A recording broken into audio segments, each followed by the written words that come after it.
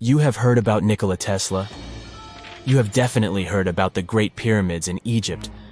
But what if I told you that Tesla may have probably uncovered the ancient mystery surrounding the pyramids?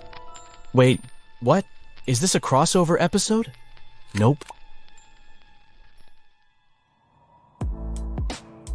It's highly probable that the secrets of the pyramids are hidden in plain sight.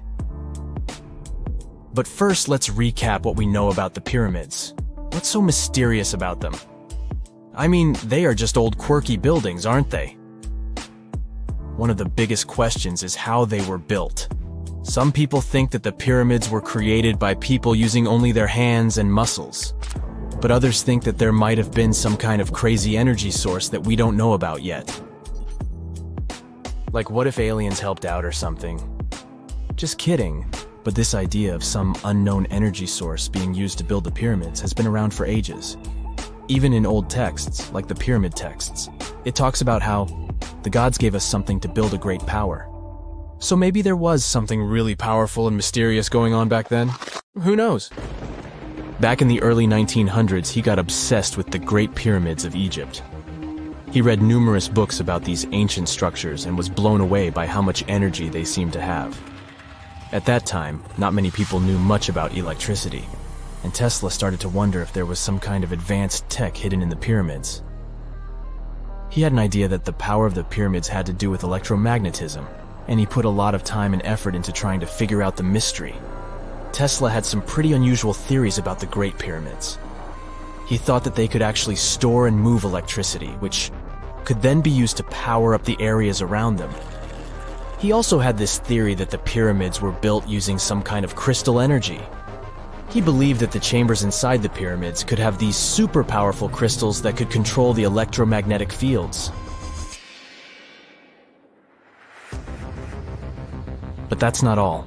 Tesla also had this idea that the materials used to make the pyramids had properties that allowed them to trap energy from the sun and the moon. And not just a little bit of energy. He thought that the pyramid could actually create this massive energy field that could light up whole cities or even brighten up dark places. He thought that the pyramids could be used as giant power plants to generate electricity and run machines. Tesla even believed that the pyramids were somehow linked to cosmic energy, which could be used for spiritual enlightenment and healing. How very new age of him. Anyway, Tesla wasn't just pulling these ideas out of thin air. He was seriously into studying everything he could about the pyramids, from ancient artifacts and texts to hieroglyphs and drawings. And he came up with this idea that the pyramids were designed to be energy amplifiers, and some kind of unknown energy source was used during their construction. Some people thought Tesla was eccentric for coming up with these theories, but his ideas have actually had a huge impact on the way we think about the pyramids today. Researchers and scholars have been digging into his theories for years and using them to uncover some of the biggest mysteries surrounding these ancient structures. For example, recently scientists have used theoretical physics to investigate how the Great Pyramid of Egypt would react to certain radio waves. They found out that if the radio waves were a certain length, the pyramid could concentrate the energy inside its rooms and focus it under its base. The scientists did lots of calculations to figure this out. They first thought about what radio wavelengths would work best. Then they made a model of how the pyramid would react to the waves. They figured out how much of the energy from the waves would get absorbed or spread out. Lastly, they checked how the energy would move around inside the pyramid when the waves hit it.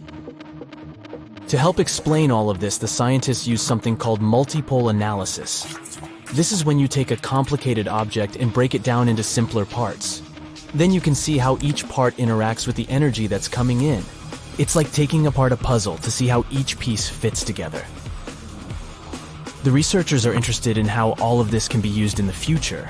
They want to make really tiny particles that can do the same thing as the pyramid, but with light.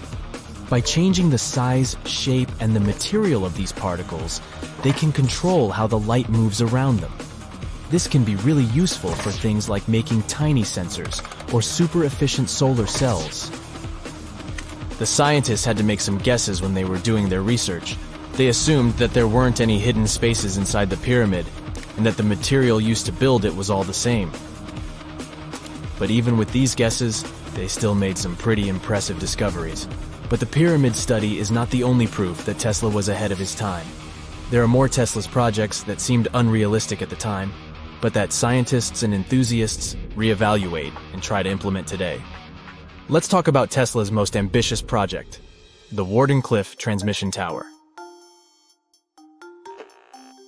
Back in 1900, Tesla was already a big shot when it came to electrical engineering in America.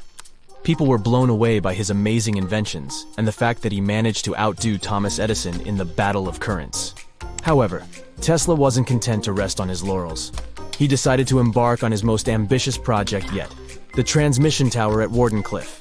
It was built between 1901 and 1905, and it was based on one of Tesla's breakthrough ideas. He had a vision to make the impossible possible by creating a global wireless communication system. It would use Earth itself as a conductor, transmitting music, news, stock market reports, secured military communications, and even facsimile images. Does it sound familiar? Right, it sounds just like the internet that we use today, only without the use of any wires. But Tesla had a much bigger dream in mind, to transmit power wirelessly. He already proved that high-frequency signals could be sent without any wires using his Tesla coil transformers, and this sparked his obsession with wireless energy transmission. His vision was to not only transform the way we communicate, but also to find a way to transfer power currents globally by tapping into the Earth's natural energy. Tesla believed that there was an abundance of free energy all around us that could be used for humanity's benefit. In 1899, he conducted some top-secret experiments and got convinced that it was possible to transmit electrical power through the Earth's upper atmosphere. This is actually how the Wardenclyffe Tower was created. It was supposed to be the prototype station for a network of towers all over the globe that would provide the whole world with wireless energy. Unfortunately, Tesla didn't have the resources or the patience of his investors to bring this project to fruition. It ran into all sorts of financial problems and roadblocks, and in 1917, the unfinished tower was finally torn down for scrap metal to pay off Tesla's mounting debts. Now it remains a sad reminder that even the greatest minds can sometimes fall short of their dreams. The original red brick laboratory, however, is still there, and it is the only Tesla lab that has survived. Fun fact, in 2017, a film crew made a crazy discovery. They used ground-penetrating radar to explore the area around Wardenclyffe, and they found a whole series of tunnels stretching for hundreds of feet underneath the site. Nobody knows exactly what these tunnels were used for, but people have been speculating for years that they were part of Tesla's grand plan. Wardenclyffe, of course, is a major landmark for Tesla enthusiasts from all over the world. Who knows? Maybe someone will finally crack the mystery of the tunnels one day. But even if they don't, the legacy of Tesla and his amazing ideas lives on. That's it for today. So hey, if you pacified your curiosity, then give the video a like and share it with your friends. Or if you want more, just click on these videos and stay on the bright side.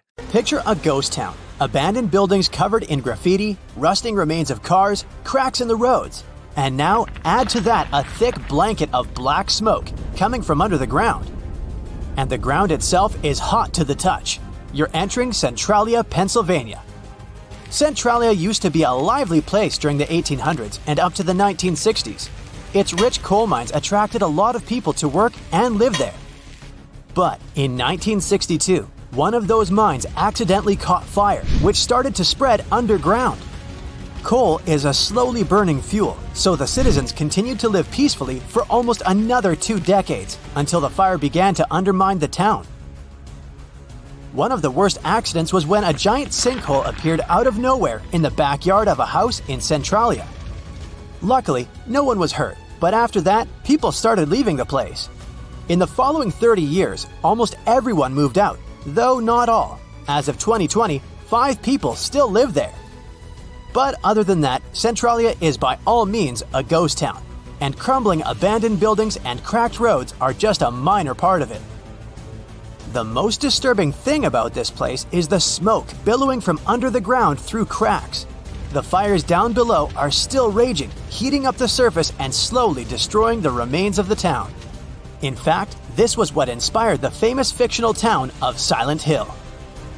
The blaze is estimated to last for another 250 years, and by that time, there will be nothing but scorched wasteland in the area. If you're afraid of bugs, then this place will probably be your worst nightmare. The Gomantong Caves in Malaysia could be one of the most picturesque places in the world, if not for their dwellers. First off, there are bats. Over 2 million of these animals live in the vast expanses of the caves. They're easily scared, but I guess you don't want that. Millions of winged horrors flying at you in a panic aren't to be taken lightly. Secondly, there are cockroaches. And while the number of bats is more or less determined, the roaches swarming the floors and walls of the caves are unaccountable. There are so many of them that you won't be able to make a single step without a dozen of these creepers crawling up your legs. And finally, if you manage not to scream from the cockroaches and wake up hordes of bats, you might be rewarded with other wonderful dwellers of the caves. Those include snakes, scorpions, and giant venomous centipedes. Charming. Still, the caves are open to the public, and there are lots of people who visit this place. Right in the middle of nowhere in the empty wastelands of the Karakum Desert in Central Asia, there's a great hole in the ground that burns forever. It's called the Darvaza Gas Crater, and it's an actual pit, broad and deep, that has been ablaze for over half a century now. The locals call it the gate to the underworld, and the view is indeed frightening. There is no way to extinguish the flames, and scientists believe the crater will keep burning for centuries on end. The pit apparently appeared in 1971 when a group of engineers scouted the area and thought they stumbled upon an oil deposit. It turned out to be a natural gas pocket though, and when the drilling rig started working on the site, the ground collapsed. The engineers were afraid that the poisonous gas might put nearby towns in danger, so they thought it best to set it on fire and let it burn out in a few weeks. But as we can see, the blaze is still going strong. The crater has since become a popular tourist attraction, but despite that, it still poses some danger, so efforts are being made to finally extinguish the gates of the underworld. Imagine seeing an insanely venomous snake right next to your foot. Terrifying enough, huh?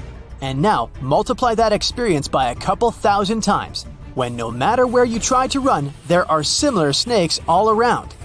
That's Snake Island for you, and the name couldn't describe it better.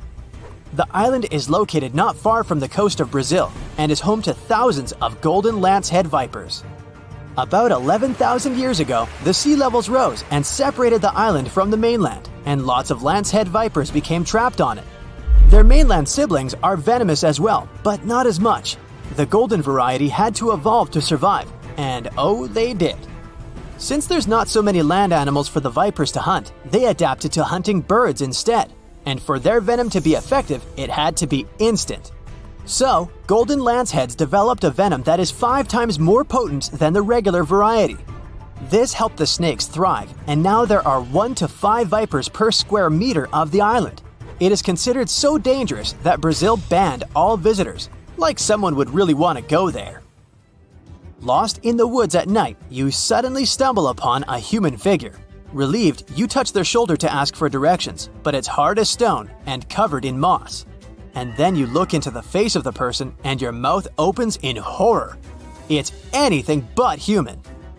My advice would be not to wander around southeast Finland at night if you don't want a shocking experience, because it's here that a renowned Finnish sculptor made his eerie sculpture garden in his own backyard.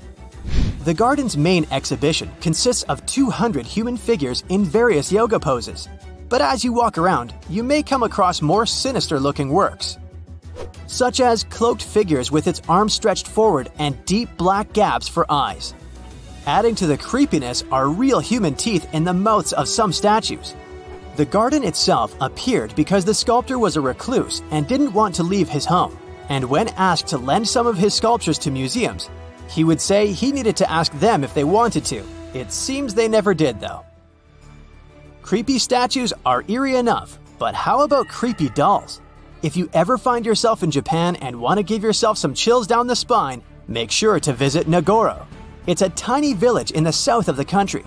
Driving by its houses and yards, you will see villagers sitting on their porches or tending to their gardens. Nothing special.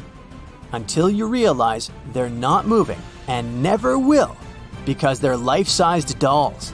one of the local residents turned her hometown in 2002 and made a hobby of creating stuffed scarecrows in gardens and fields. But then it turned from a practical thing into a sort of memorial job. Whenever any of her neighbors left the village or passed away, she would make a life-size doll in their image. She made them as she remembered them best, so all her dolls are doing something normal people would. They're sitting, standing, lying on the ground, and there are even full classrooms of dolls in the local school. But probably the eeriest thing about this installation is that the human population of Nagoro is less than 30 people, and the scarecrows outnumber the living dwellers more than 10 to 1. There are over 350 dolls in the village now. As their maker remembers, there were around 300 people living in Nagoro when she was a child, and now, for 20 years, she has been commemorating all of them. About 3,000 visitors come to Nagoro every year, and many of them return in the following years as well. The village is pretty hard to reach because it's located on one of the less traveled islands of Japan, and the nearest train station is an hour away. But that doesn't stop the tourists who want to see the wonderfully creepy scarecrows with their own eyes. That's it for today. So hey, if you pacified your curiosity, then give the video a like and share it with your friends. Or if you want more, just click on these videos and stay on the bright side. They say this place is swarming with money. It's been stored there for centuries, but no one managed to take it away from this island. Treasure hunters have been bewitched with this place since 1795.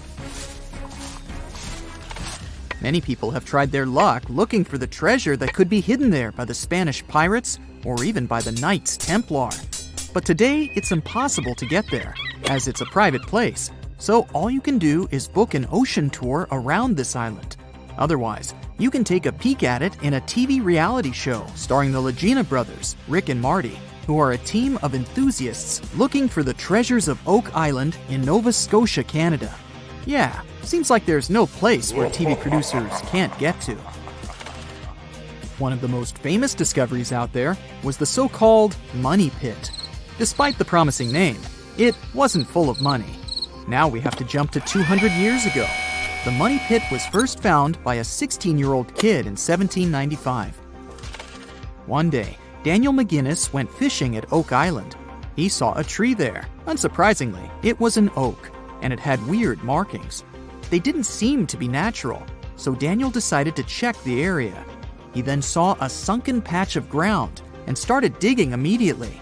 His two friends helped him out, but instead of treasures, the guys only found logs placed underground at regular intervals. It looked like a place where someone could hide money or jewels, but nothing precious was found. However, there was something curious down that pit. Someone found a granite stone there, and it had an engraved inscription on it. There were many attempts to decode it, but most of them ended up in failure. There's one translation though, and it says, 40 feet below, 2 million pounds are buried. Yeah, McGinnis and his friends should have dug harder. The next fun thing about the Money Pit is the coconut fiber found down there. They say that large amounts of this fiber were found at a depth of 60 feet. It may not surprise you, but I have to remind you of one thing. Oak Island is in Nova Scotia, Canada.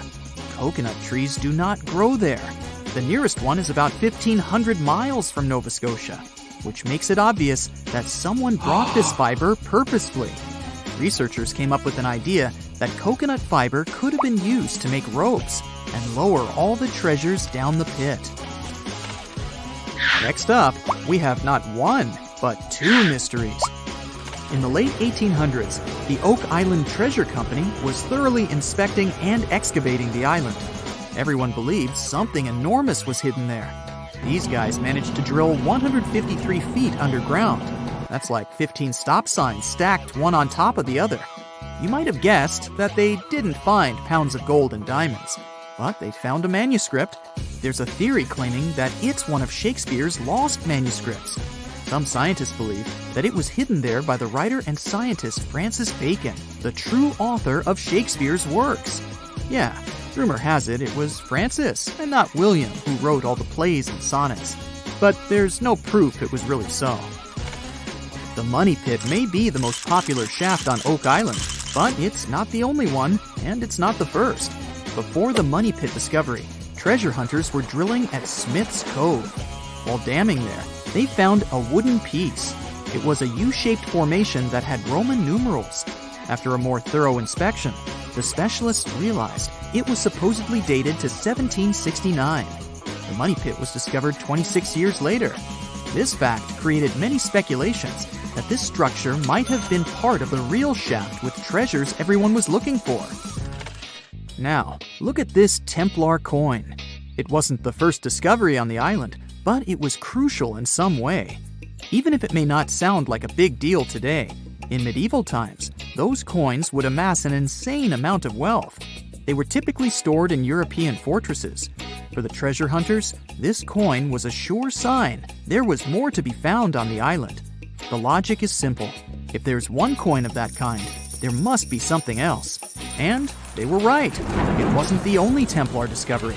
On the southwest shore of the island, a crossbow bolt was found. Experts say it dates back to the 13th century.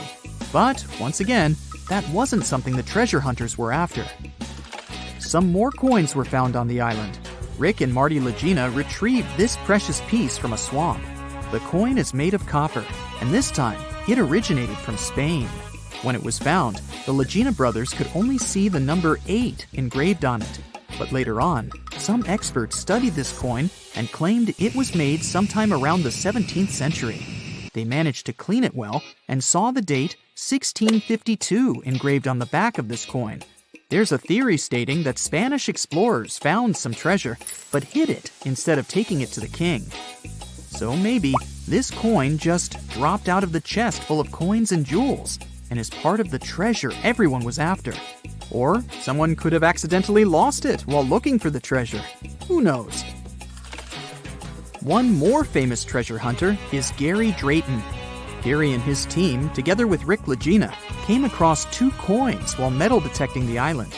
Those were 17th century King Charles II Britannia coins. One of them had a very clear inscription on it, stating that the coin was minted back in 1771. Another swamp treasure of possibly Spanish origin is also here. This time, it's a silver ring.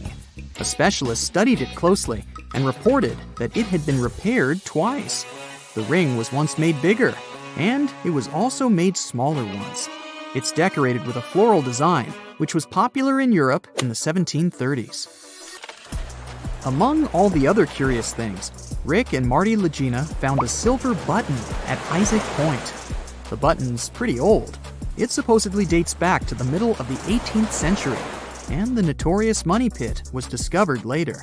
This is why it wasn't a big deal of a find. It could simply belong to some farmer peacefully raising livestock on the island.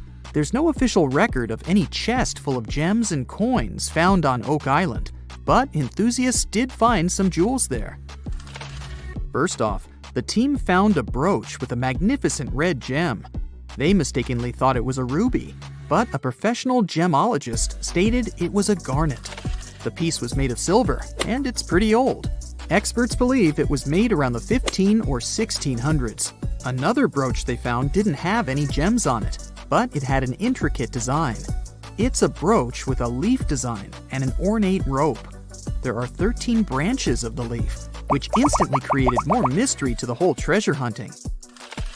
First off, there's a carving with a 13-branched tree on a rock on the north shore of this island. What's more, many people believe that the number 13 is important to the Knights Templar. The enthusiasts also found a brooch not far away from the place where Daniel McGinnis, the guy who found the Money Pit, lived. The brooch was shown to a professional gemologist, Charles Luton Brain. He had to break it to the team that there were no gems adorning this piece of jewelry. In fact, the stone that seemed to be a gem was just a piece of glass. It was processed using a special technique though, so it was leaded glass. The enthusiasts decided to study the brooch even more and found out that part of the brooch was made of gold. The specialists claim that the brooch dates back to the 14th century. Was it the treasure everyone was looking for? That's it for today. So hey, if you pacified your curiosity, then give the video a like and share it with your friends. Or if you want more, just click on these videos and stay on the bright side. Are you a pro swimmer, brave enough to take a dip in any ocean or sea? Bad news. There are some places you should avoid no matter how well you swim or dive. Some of these places have dangerous underwater rocks, strong currents and tides. Others are famous for legends about monsters and mysterious creatures. So let's dive into this aquatic horror show. Have you ever heard the word the strid? It's a variation of the word the stride that is used in Yorkshire. And it refers to a narrow section of the river wharf that's so small you could jump over it. But don't be fooled by its size, it's one of the most dangerous spots around. Even taking a step into the water can have dire consequences. The river wharf has a forceful current, and since the strid is so narrow, it's even stronger in that area. The intense water flow has eroded the limestone around the strid, which created hollow spaces much deeper than the rest of the riverbed. Here's the secret. The current has also weakened the banks of the strid from below. So, the ground you're standing on, admiring the rapid flow, is probably just a fragile ledge hanging over treacherous waters. There's no record of anyone who found themselves in the water of the strid and found their way out of it. And the worst part? You wouldn't even guess that this innocent-looking stream could be such a danger. So, my advice to you, my friend, is to stick to a safer body of water for your aquatic adventures. If you're looking for a weekend getaway in California, Horseshoe Lake is the spot for you. It's got everything. Sandy beaches, hiking trails, and picnic areas, but wait, there's more to it than meets the eye. This lake has a dark side, namely around 100 acres of dead trees that surround it. And it's not just the trees that have been claimed by this lake. The earthquakes that hit in 1989 and 1990 unleashed carbon dioxide from under the hot magma. The gas seeped out into the air, damaging all the life around the lake. Even now, Horseshoe Lake is just as dangerous as it was 30 years ago. What makes it so scary is that the levels of this toxic gas change randomly. Warning signs that are posted everywhere certainly could give a horror film touch to a fun hike in the woods. In Kauai, Hawaii, there's a group of stunning waterfalls that used to be a popular destination for tourists. Kipu Falls, as they're called, were once the go-to spot for swimming and diving. To get to them, you had to take a long walk along a dirt path until you finally arrived at a breathtaking view of a 20-foot waterfall pouring into a crystal-clear pool below. But since 2011, this area has been off-limits to the public. Why, you ask? Well, there have been a lot of accidents at Kipu Falls. Obviously, jumping off the top of the waterfall would be an obvious reason for that, but in addition, there were much more mysterious cases. Witnesses tell tales of swimmers peacefully enjoying the pool at the bottom of the falls, only to be suddenly dragged under the surface. No definite explanation was found to these accidents. The locals believe that the water spirit Mo'o is to blame because it doesn't appreciate being disturbed by loud tourists. There's also a theory of a powerful whirlpool at the bottom of the pool. In any case, guide publishers do not mention Kipu Falls anymore, and trespassing is severely punished.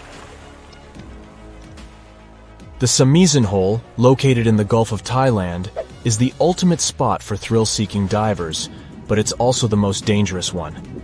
With a drop of 280 feet, it's the deepest diving site in the region. But its depth is not the only reason it is considered a place to avoid. The area is a major shipping zone for giant oil tankers. The strong currents around the hole make diving even more treacherous. And if that's not enough, the Samisen Hole is also home to deadly barracudas that could easily attack unsuspecting divers. The water is so murky that visibility is nearly zero, making it challenging to spot these aggressive sea creatures. All in all, the Samisen Hole is a breathtaking but extremely hazardous spot that should only be explored by experienced divers with nerves of steel. Let me tell you about New Smyrna Beach, the shark attack capital of the world. If you're looking for a relaxing vacation spot in Volusia County, Florida, you may want to reconsider this beach. The waters around New Smyrna Beach are teeming with fish, which attracts a lot of sharks. In fact, there have been so many shark attacks reported in this area that it's earned the title of the shark attack capital of the world. Even scientists have warned that if you go for a swim there, you're bound to get up close and personal with at least one of these creatures. We are talking about a distance of 10 feet, and in many cases you wouldn't even notice it. To make matters worse, the bull shark, one of the most dangerous and aggressive types of sharks, has been spotted in these waters. Once again, Kauai is on our list. The beach on Nepali coast called Hanakapiai Beach might look like heaven on earth, but don't be fooled. To get there, you have to trek through a super steep, rocky 2-mile trail. There are no lifeguards on this remote beach, so even if you decide to take a dip in the water, you're on your own. The biggest threat to your safety is the incredibly strong rip currents. They are almost always present because there are no reefs to shield the shore. And if someone gets caught in one, there's no safe place to swim to for miles. The nearest safe beach is 6 miles away. Trust me, this beach doesn't have the best track record in terms of safety, so it's highly advised that you stay out of the water if you end up at this beach. Let me tell you about a place that looks like it's straight out of a horror movie. We're talking about Berkeley Pit, which is an artificial lake situated in Butte, Montana. The first thing you'll notice about this place is that it has an eerie blood-red color that can only be described as unsettling. You might be tempted to take a dip, but that would be a grave mistake. Don't even touch it. The water is extremely dangerous due to the heavy metals present in it, such as cadmium, arsenic, zinc, lead, and copper. They come from the rocks that surround the lake and make the water super acidic. In fact, this place used to be an open-pit copper mine, hence its color. So if you want my advice, avoid this place like the plague. There are 3 lakes in Africa that maybe are the most dangerous places of all that I have mentioned so far. They're all located in Africa. Lake Monoun and Lake Nyos in Cameroon and Lake Kivu in Rwanda are all like ticking timers ready to go off. They were formed over underground pools of molten rock, and sometimes this molten rock releases toxic gases like methane and carbon dioxide right into the water. When this happens, the gases can build up until they suddenly burst out of the water, creating massive waves that can wipe out everything in their path. This type of outburst is called a limnic eruption, and it can release a cloud of poisonous gas that can be harmful to everything in the vicinity. The most terrifying part? These explosions can happen at any moment with no warning. So if you ever find yourself near one of these lakes, you'd better be on high alert, because you never know when the next accident might happen. Maybe you know other places you wouldn't recommend for a fun swim? Share your anti-recommendations in the comments below. That's it for today. So hey, if you pacified your curiosity, then give the video a like and share it with your friends. Or if you want more, just click on these videos and stay on the bright side. I'm about to introduce you to a place where the laws of physics take a vacation. Welcome to the mystery spot, where you can witness all kinds of implausible things that will leave you scratching your head in disbelief. Don't worry, it's not sorcery or witchcraft. It's just some clever optical illusions that mess with your brain and make you question reality. Back in the day when the Great Depression was hitting hard, people needed some fun distractions. That's how the entertainment industry gave birth to the concept of mystery spots. One of the most famous mystery spots is the one near Santa Cruz, California. The name is all intrigue and mystique, isn't it? Once you step inside, you'll see people standing upright on a slanted floor or at impossible angles on a flat surface. You'll see a ball rolling up a ramp defying gravity and logic. It's like being in a funhouse but without creepy clowns. The site is known for its gravity-defying demonstrations, which appear to bend the laws of physics, both on the short uphill walk and inside the wooden building on the site. Misperceptions of the height and orientation of objects occur here. These visual illusions include balls rolling uphill and people leaning farther than normally possible without falling down. Psychologists at Berkeley state that all of the misperceptions stem from the simple fact that the house is slanted at a 20-degree angle. The next stop is again in the USA, but this time at Hoover Dam in Nevada. Here, gravity seems to play with us too. Try this experiment if you ever happen to go there. Pour water from a bottle over the dam. you will witness that instead of going down, the water will start flowing upward. The reason behind this is a very powerful updraft that the structure of the dam creates. In other words, the water gets carried upward by the wind. This trick is not unique to the dam, as there's a reverse waterfall in the Faroe Islands. It occurs due to a wild weather phenomenon known as an inverted waterfall. Imagine a gigantic whirlwind of ocean spray swirling up a steep, 1,542-foot high rocky cliff. So how does this crazy phenomenon happen, you ask? Well, it's all thanks to a spiral column of air that rotates near high and steep cliffs, creating a mini tornado effect. And when the wind hits the edge of the cliff, it gets even stronger and picks up coastal water, which then splashes up the cliff and creates a massive water and wind funnel. Apparently, these inverted waterfalls can happen in other places too, like on the cliffs of Moher in Ireland, the mountains of Iceland, and even in the Waipuhia Falls of Hawaii. Talk about Mother Nature showing off her skills. Magnetic Hill in Ladakh, India? The ultimate mind-bending road trip destination? Here, you can watch objects and cars roll uphill like they're stuck in some kind of magnetic vortex.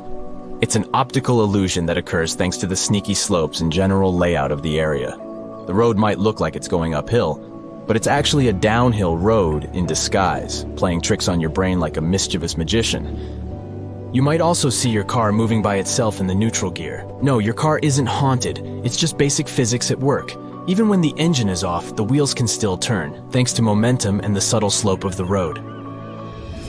Mount Aragats has a similar story to the Magnetic Hill of India. This one, too, is like a magnet for thrill seekers and car enthusiasts. It's located on the border between Turkey and Armenia. It has a reputation for making cars defy gravity. People from all over the world visit this mountain to witness the incredible spectacle, where a car parked on the slope seems to roll uphill all by itself without any driver behind the wheel. There's a nearby river that flows uphill too. People who visited this site claim that it's easier to go up than down there. Number 6 on the list is the Golden Boulder from Myanmar. The rock looks like it's about to tumble down the hill at any moment, but it's not going anywhere. It's been sitting there for over 2,500 years. The rock is the centerpiece of a stunning pagoda that sits on top of it, towering 49 feet above the ground. According to legend, the rock is held in place by none other than a strand of Buddha's hair. It's no wonder that this place is one of the most important Buddhist pilgrimage sites in Myanmar.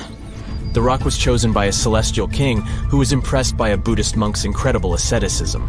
So, he used his supernatural powers to carefully place the rock in its current spot, where it looked like the monk's head.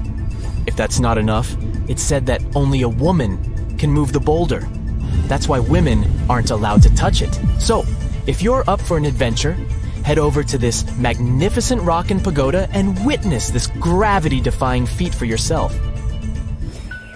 Back to the U.S. Oregon Vortex is located on Sardine Creek, Oregon. It's a tourist attraction that's been around since 1930. The owners of the attraction claim that it's some paranormal activity, but it's pretty obvious some clever optical illusions are involved. Legend has it that even before the attraction was built, Native Americans in the area warned that this land was forbidden, and horses refused to go there. But then, some gold miners built an assay office there in 1904, and the building ended up sliding to a wonky angle. Now picture this. You're in a cozy spot, away from city light pollution, staring up at billions of stars putting on a sparkling show above you. But if you're lucky enough to be in Marfa, Texas, you'll get a little something extra. Mysterious orbs decide to join in on the fun, shining bright like a diamond, and they've been doing it for over 100 years. But what are these glowing orbs called Marfa lights? Well, everyone has their own theories. Some people think they're just car lights from the nearby highway, but that's no fun. Others believe that these orbs are actually sentient beings trying to convey some sort of important message to us, mere mortals. Imagine standing at the edge of a stunning lake, admiring the picturesque view of a majestic volcano. Suddenly, you hear a loud boom and flames shoot up into the air like a fireworks show gone wild. But don't worry, it's not an eruption, it's just the Kauai'an Lake and volcano doing its thing. This fiery spectacle is caused by a natural phenomenon where sulfuric gases burst through the rocks and ignite upon contact with the outside air. The result? Flames that soar up to 16 feet in height, burning blue like the coolest neon lights you've ever seen. And if that's not enough, the liquid sulfur that streams down the mountain looks like a molten river of electric blue lava. It's equal parts terrifying and breathtaking, and a sight you won't soon forget. Speaking of unforgettable things, the Richat structure in Mauritania has been an eye-catching enigma for astronauts since the dawn of the NASA space program. This circular feature in Earth's crust was created by a raised dome that was eroded over time, revealing the original flat rock layers. As you move from the center of the structure outward, you travel back in time, as the older rock layers are exposed in the middle. This geological phenomenon is made up of sedimentary and igneous rocks and measures 28 miles across. From space, you can see several faults where the rock layers have shifted and have been pulled apart. The Richat structure is situated in the heart of the Sahara Desert. There you go. This is our version of the top 10. Would you add something else to this list? That's it for today. So hey, if you pacified your curiosity, then give the video a like and share it with your friends. Or if you want more, just click on these videos and stay on the bright side. The airplane involved was a Beechcraft Bonanza single-engine aircraft. On board, pilot Bruce Gurnon had 2 passengers, his father and business partner. They took off from Andros Island in the Bahamas and headed northwest for the Florida coast. It was December 4th, 1970. If you draw up a map, trace a line connecting the island of Bermuda, Puerto Rico, Miami, and back to Bermuda, what do you get? Yes, it's a triangle, a sinister polygon known for mysteriously swallowing over 2,000 ships and 200 aircraft over the centuries. Bruce Gurnon's plane was within its hungry grasp. But this was a typical flight Bruce had made dozens of times before. The trip usually took about an hour and a half, with no hiccups or mysterious phenomena whatsoever. The men were no more concerned than you would be during your daily commute to work. Oh, but this time would be different. They would face very unusual circumstances indeed. Bruce took off and started gaining altitude. Strange things started happening right from the get-go. At an altitude of about 1,000 feet, he noticed a small cloud up ahead. But it kept growing. Not from the plane getting closer, this thing was actually getting bigger in size. Bruce had to fly through it, and he came out the other end just fine. Another mysterious cloud appeared at 11,500 feet. This one was massive, and Bruce had no other choice but to fly through it too. So he concentrated, took a deep breath, and in they went. At that moment, it got dark as night all around the aircraft. Not a single sliver of sunshine got through. But this wasn't a storm cloud, and it wasn't raining. Bruce was starting to get worried, and then, bam! He saw flashes of white light. They would appear and vanish quickly like lightning. But this pilot knew this certainly was no lightning. The flashes were so bright, they lit up the whole space around them. Bruce kept flying for another 30 minutes when he realized this was the same cloud he had gone through earlier when he started to climb. But now the cloud was cylindrical, and the plane was flying through its center. It was about 1 mile wide and seemed endless. Bruce thought he could never get out of that trap. But a minute later, he saw light at the end of the tunnel. He kept that yoke straight ahead. He was almost out of this nightmare. But all of a sudden, unexplainable things started happening again. The walls of the cloud tunnel began to narrow. They were closing in on the plane. The navigational instruments started wigging out. The compass was spinning by itself counterclockwise. The electronic instruments were all malfunctioning. It was like the plane was being operated by something else, or it was moving inside some kind of current. All of Bruce's attempts to take control were to no avail. He kept flying through that tunnel, bound and determined to get out of this thing and live to tell the tale. The walls kept narrowing, smaller and smaller, wrapping like a vortex. Bruce was running out of time. He had to get out of this place fast. The next 20 seconds were the most intense of his life. But then, he burst out of this foggy trap. As Bruce described later, he felt weightless for 5 seconds as his plane left the tunnel. The clouds dispersed, and now the aircraft was in a grayish haze. The men let out a big sigh of relief. He immediately grabbed the radio and contacted ground control. Bruce wanted them to determine his location, but when the dispatcher looked at the green screen, his face became contorted with confusion. Bruce's plane wasn't on the radar. It was as if the thing was invisible. But then the dispatcher said the aircraft was already in Miami airspace. Bruce was utterly shocked by this information. It just couldn't be true. The distance the Beechcraft was supposed to cover was about 250 miles.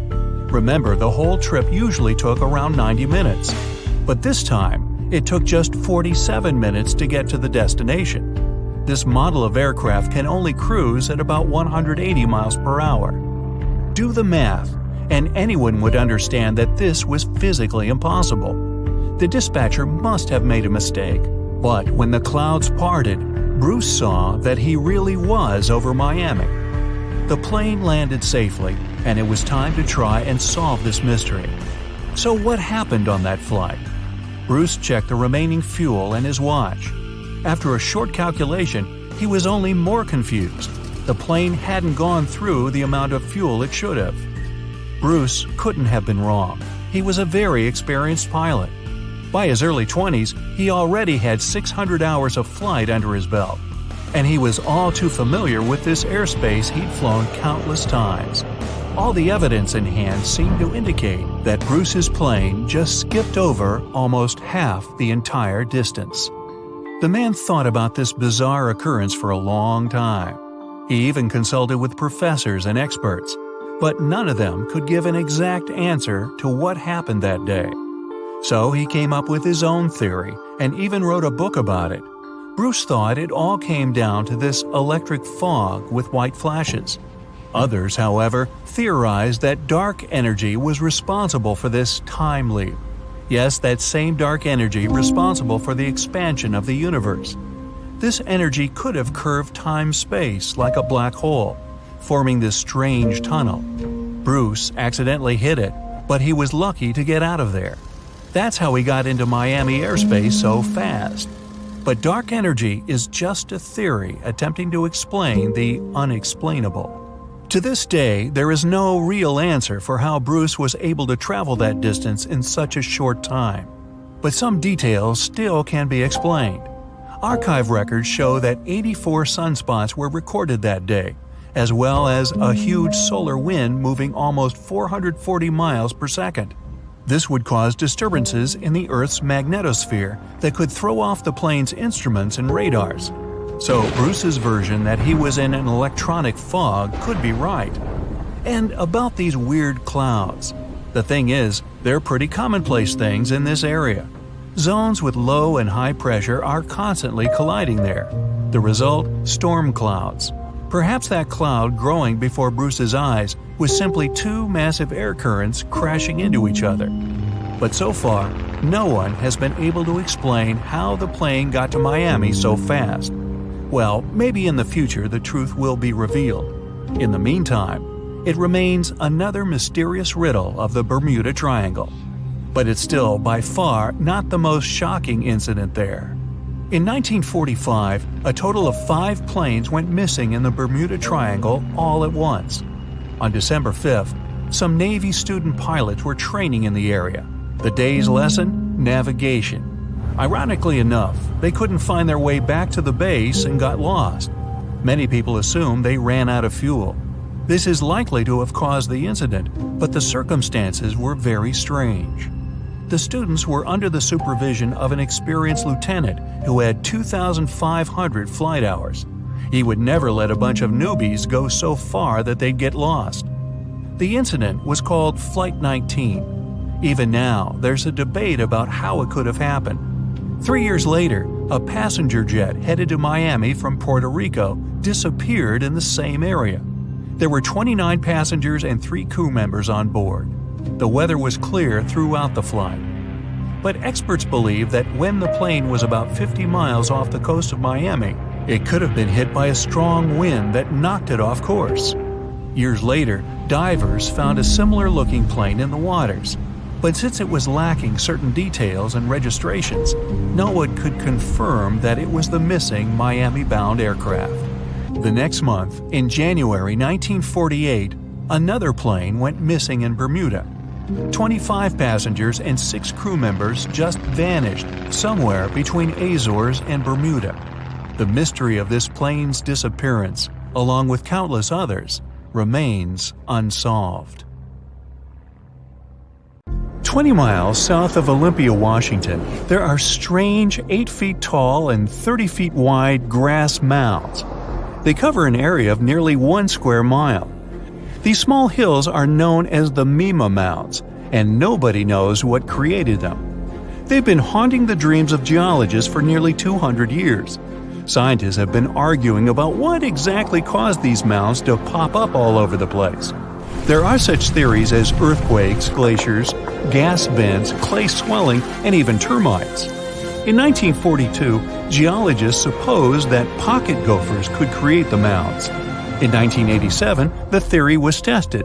Small bits of metal were pushed into the mounds and monitored with the help of a metal detector. As gophers dug their burrows, the pieces of metal were pushed uphill.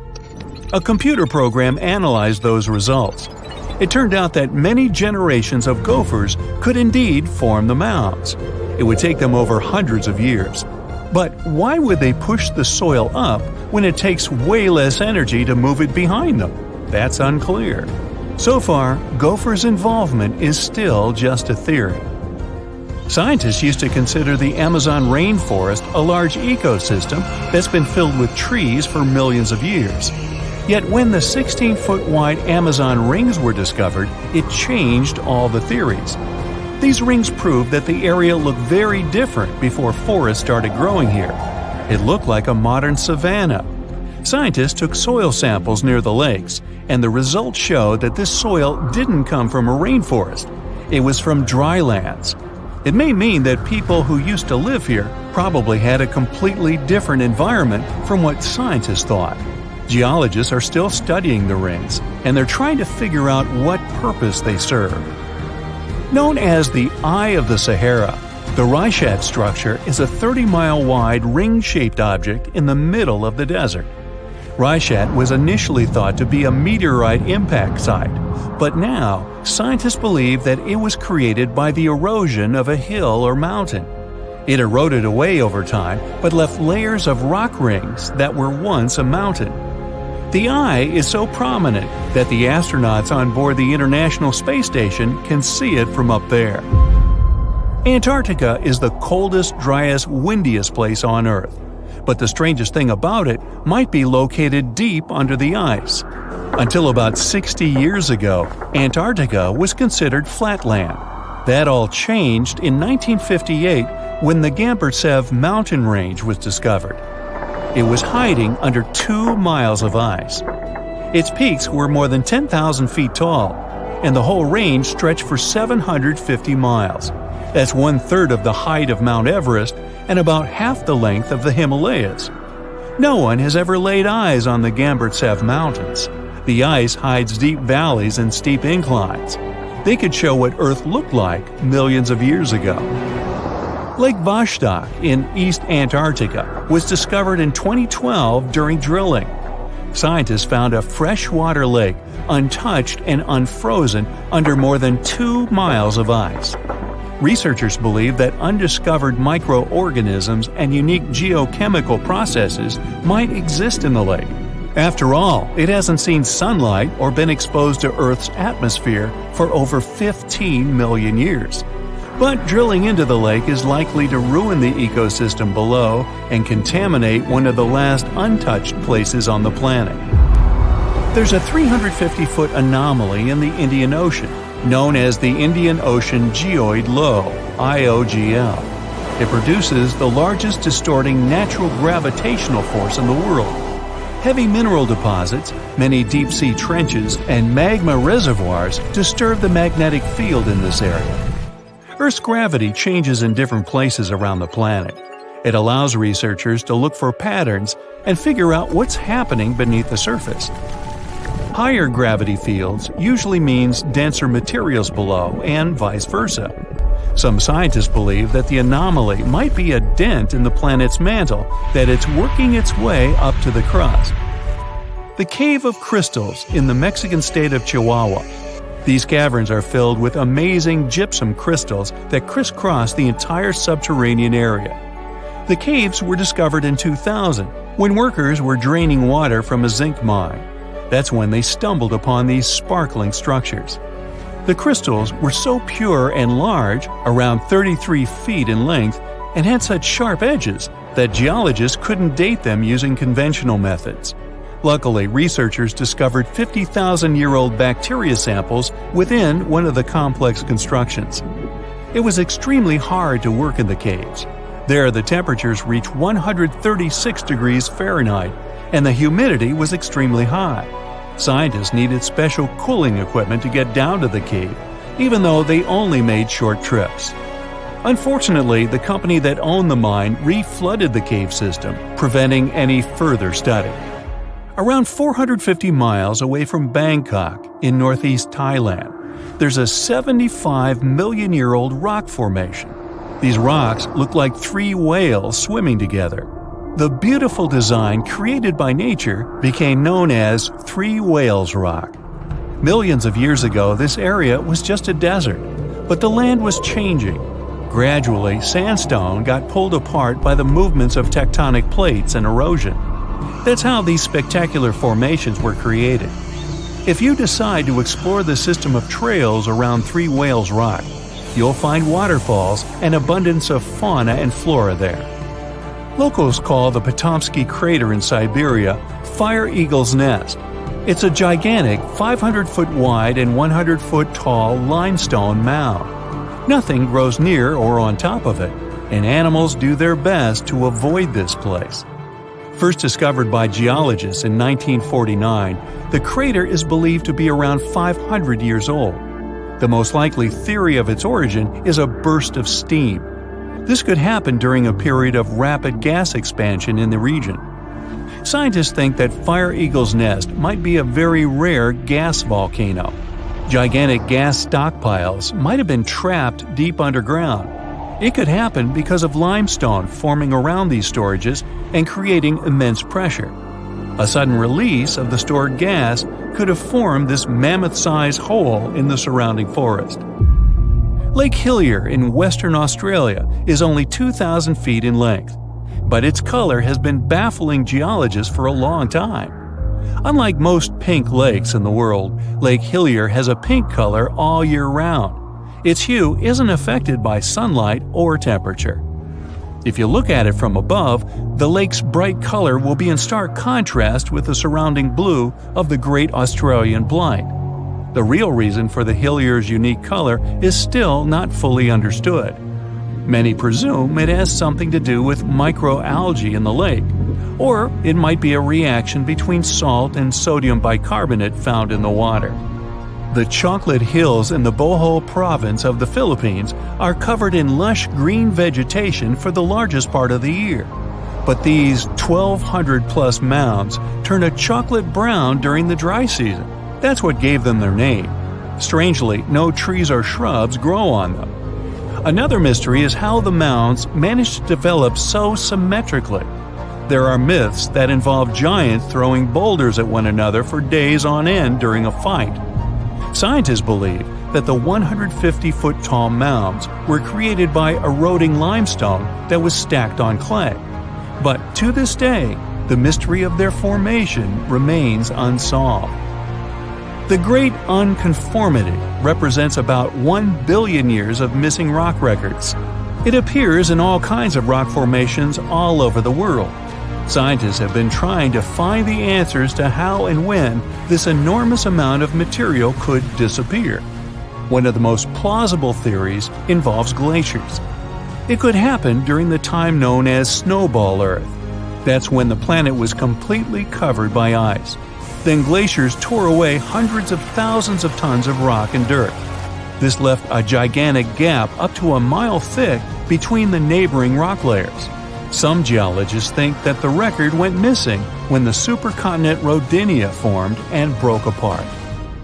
Located on Yamal and Gedon peninsulas, These expansive pit holes were discovered in 2014. They seem to be still changing and evolving. The pits grow wider, and people find them more often. Of course, there's no shortage of theories about how they appeared. Suggestions range from meteorite impacts to the activity of other civilizations. But the most common explanation is that methane gas reacted to water particles after the planet's permafrost started to melt. This resulted in bubbles of methane bursting through the ice. The craters could be thousands of years old, but nobody knows for sure. More than 50 ships and 20 planes have disappeared in the Bermuda Triangle since the middle of the 19th century. This region isn't put on any paper map and is not an official region of the Atlantic. This massive water area is located not far from the southeastern coast of the US and still scares many sailors. But you aren't afraid and want to prove that there is nothing special in this place. You sail to the center of the Bermuda Triangle on a small fishing boat. You turn off the engine and wait. Several hours pass. The sun goes below the horizon. Night comes. You're about to return to the shore, but suddenly it becomes too quiet. Then you hear a splash of water.